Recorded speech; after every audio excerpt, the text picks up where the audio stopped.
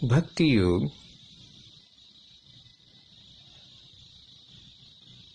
का आरंभ अध्याय 7 से अध्याय 12 के अंतिम श्लोक तक है। इसका विस्तार है इन 6 अध्यायों में। भक्ति योग श्रीमद् भगवद गीता के मध्य में अध्याय 7 से अध्याय 12 तक में श्री कृष्ण ने अर्जुन को उपदेश दिया। इसलिए मध्य में रखा कि भक्ति योग को श्री कृष्ण ने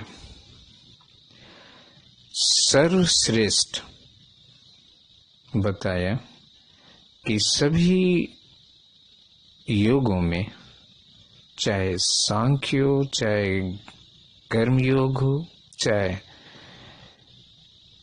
राजयोग हो, लय योग हो, सभी योगों में भक्ति योग को सर्वश्रेष्ठ बताया श्री कृष्ण ने। इसलिए भक्ति योग का आरंभ की महिमा को मैं अध्याय 6 के अंतिम श्लोक 47वें श्लोक से मैं मानता हूँ, जिसमें श्री कृष्ण ने भक्ति योग को सर्वश्रेष्ठ बताया और कुछ लक्षण भी भक्ति योगियों के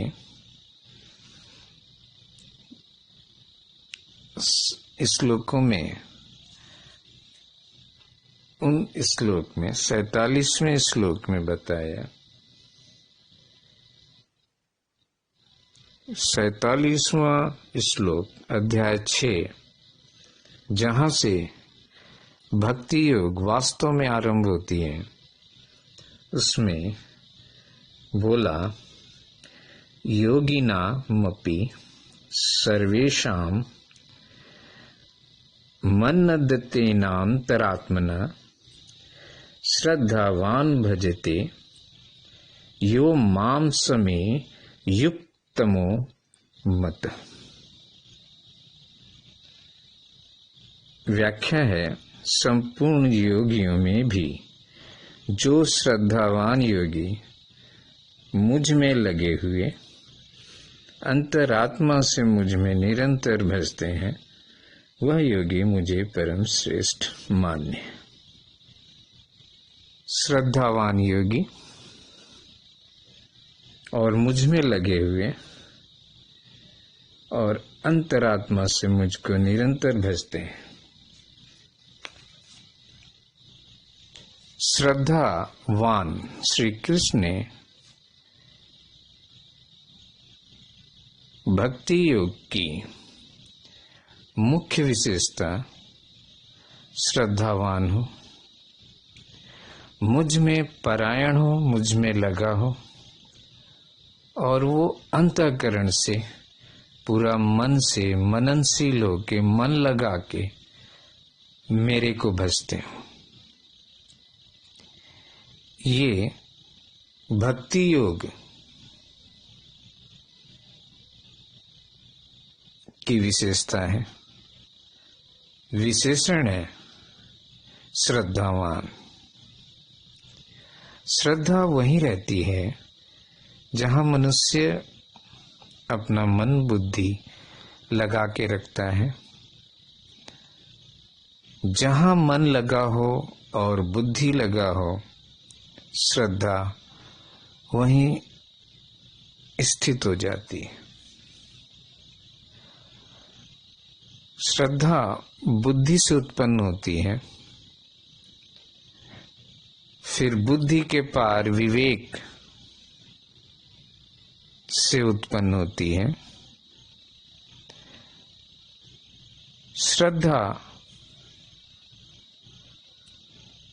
को लगाना पड़ता है मन को स्थिर करके। उस श्रद्धा में बुद्धि को, विवेक को समझा के, विवेक के द्वारा मान के, बुद्धि के द्वारा समझ के श्रद्धा उत्पन्न होता है। उस श्रद्धा को वहां जहां मन हो वहां लगा सकते हैं। उस श्रद्धा को भगवान श्री कृष्ण अपने मनन में, अपने लिए, अपने परायण होके लगाने की सलाह देते हैं कि उस श्रद्धा को आप मेरे में लगा के रखो, अंतरात्मा से मुझे भजते रहो और हमेशा मननशील रहो।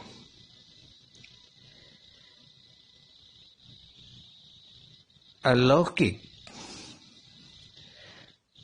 श्री कृष्ण में एक अलौकिक आकर्षण उत्पन्न होती है जब श्री कृष्ण को मनुष्य प्रथम दृष्टि से देखता है। वो आकर्षण मनुष्य में श्रद्धा, उस भक्ति की वजह से उत्पन्न होती है आरंभिक अवस्था में। बाद में वो श्रद्धा जब साधक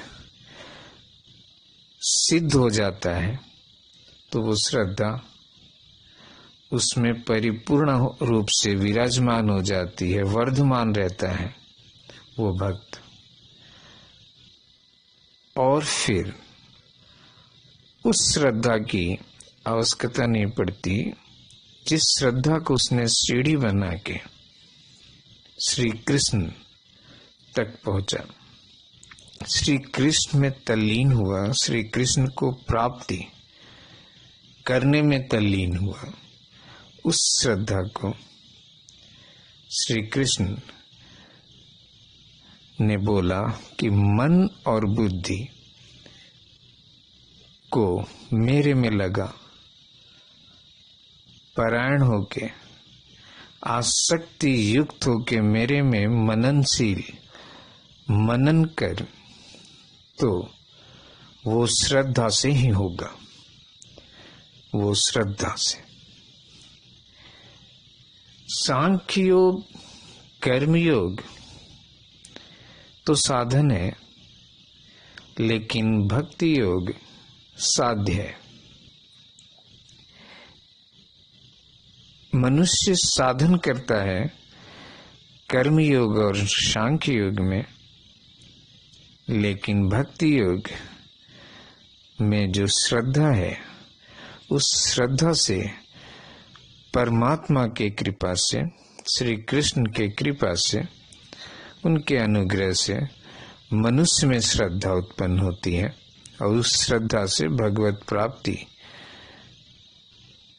करता है। लेकिन वो श्रद्धा भी और वो भगवत प्राप्ति की इच्छा भी और वो अलौकिक आकर्षण भी भगवान के अनुग्रह से, उनकी कृपा से, उनके कृतज्ञता से ही प्राप्त होती है। अतः भक्ति योग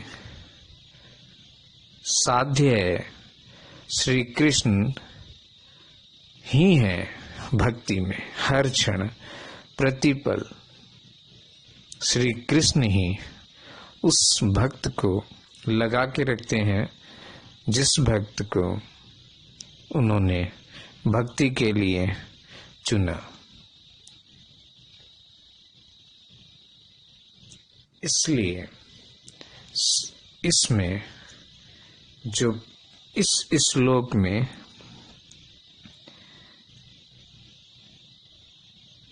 पद आए हैं, श्रद्धावान भजते यो माम समे युक्त तमो मत।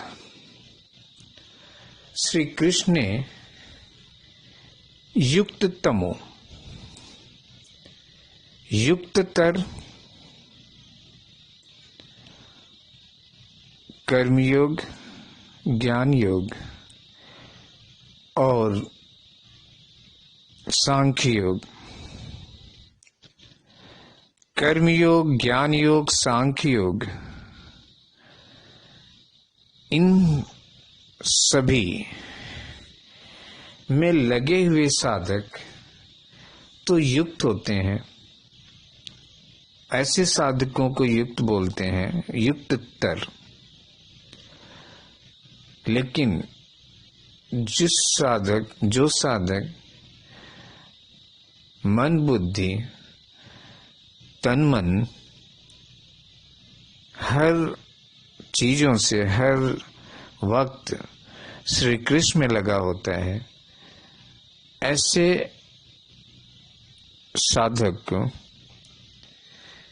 युक्ततम श्री कृष्ण ने बोला। ऐसे साधक युक्ततम है जो हमेशा मेरे में लगे होते हैं। ऐसे साधक,